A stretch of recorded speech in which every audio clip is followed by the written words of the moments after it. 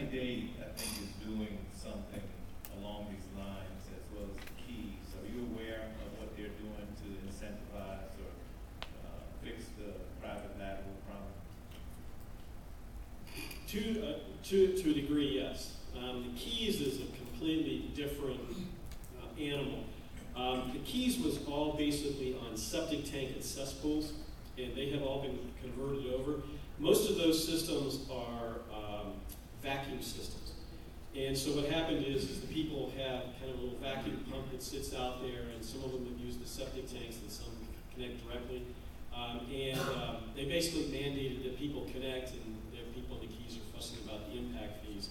I think in some of those places they finance those over time and put them on their tax bills so that they get paid. Miami-Dade County is just starting the next round of dealing with the piping problems. They have peaking issues as well. One of the things that happened in Miami-Dade County is EPA came back in and said, we don't want you running pumps 24/7 in your lift stations. We don't want any pump to run more than 10 hours in a day. And what was completely ignored in the way that Miami-Dade County, now they serve over 2 million people, and it's basically the whole county. It's one of the largest sewer systems in the country. They have 3 wastewater treatment plants, but what they were doing is basically using the sanitary sewer collection system as a means to equalize flow coming into the plant. So they had their pumps flow-paced. When EPA came down with that consent order, it completely changed the protocol. And Miami-Dade County now has peaks of 4 for their peak hour coming into the plant, which is going to be way more than you have at any of the facilities here. General rule of thumb has been using 2 in the past for large systems. But when you start to change those protocols, it becomes a challenge. So Miami-Dade County has that issue that they've gotten over, and now their plants all have these big challenges in trying to build equalization to deal with that. They still have the piping problem to come. That's the next phase, is residents. So they don't have a system in place to help the local citizens with the private lateral repair? Last time I checked, it was in process, so if it's, I'm not down there all the time, but last time I checked, it was in process, and it was kind of part of this bigger thing.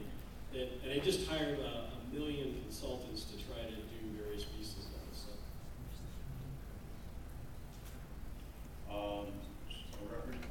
Did Senator Grant have a question? Representative Peter? Yeah, I have a question. When you did the smoke test and you were checking on the pipes, and I understand I saved the money on the TVing because I understand that's very expensive. Was it, I guess when I was first told about it, was it the clean-out valves that you found to be the most offensive as far as this? Because when the lawnmowers hit them, if there weren't a plug in it, that it would take in like 10 to 30,000 gallons a minute of water in a rain, and that the clean-out valves are a bigger problem than necessarily the private lateral lines? Any place that you have an open hole in the system that's in a low point, water will just pour in there as fast as it can, okay? So if you have a broken lateral, if it's underneath the ground, it's going to be less of an issue than if you have somebody that removed a cleanout cap. And you find a lot of cleanout caps, if they're in driveways, they're run over and they're broken. If they're in yards, they are hit by lawnmowers and they're broken, or they're just missing because people know they live in a low area, they take them off, they forget where they put it, they don't worry about it because no one follows up on this stuff. If I look at, I'll pick on Davie Beach. It had been 20 years since they even looked at any inflow or infiltration issues when we went in there in the mid-2000s, and they had significant problems. We did a follow-up 5 years later, and you probably had half again as many problems as that had been fixed the first time.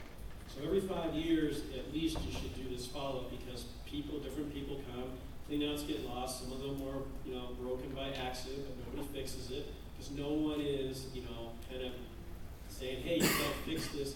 This is a big problem for our sewer system," and it leads directly to the overflow problem. And then there's the manhole. Get the dishes in there because people don't know what to do about those. When we, but you will also understand you may have flooding from stormwater though as a result, because those areas have been used to dumping their system and draining their roads in the sewer system. So you may kind of move the problem from the sewers to the stormwater system. Okay, follow-up, sir. Yeah. So the example I had, and I forgot to bring it in here with me, but it was a pipe that has a plug in it for those clean out valves. Right. Is that normal that those valves have plugs in them, or they typically you just take the cap off and there's nothing in there? So if they crack or break, there's nothing like a bathtub plug to stop water from going down there if they crack or break. Is that the norm? I know that there are plugs now, but is that the norm to have plugs or to not? The norm is no plug. It's just a clean out cap on the top. That's it. And that's an entryway into the sewer, and it's used for the plumbers to kind of snake it. The plug that we showed here, the LDL plug, was developed specifically to deal with places that were typically right near the right of way or in driveways where people break it or take it off or whatever happens. And it leaks, and it's going to continue to be a problem. So we said, well, what's the solution to this? The LDL plug kind of came to the fore, and there's a couple of hundred of those in Dayton Beach. And I think kind of the typical situation has been if you find that the cleanout cap is broken, not only fix the cap, which costs like $3 at Home Depot, but put in the LDL plug because the cap probably will get broken again if it got broken once. So I think in Cooper City, you can shake your heads back there. The guys that did it, put LDL plugs everywhere in Cooper City. Yeah, that's what I thought. And it was my understanding those were a major role, and they didn't realize what the role was. Do you have like the percentage on what the inflow was from the plugs versus? So if you just did the plugs alone, were they cutting out something like 70% of the? Could be some number like that. Depends on how many of them are, but 50 to 70%. Manholes have a significant amount of leakage also.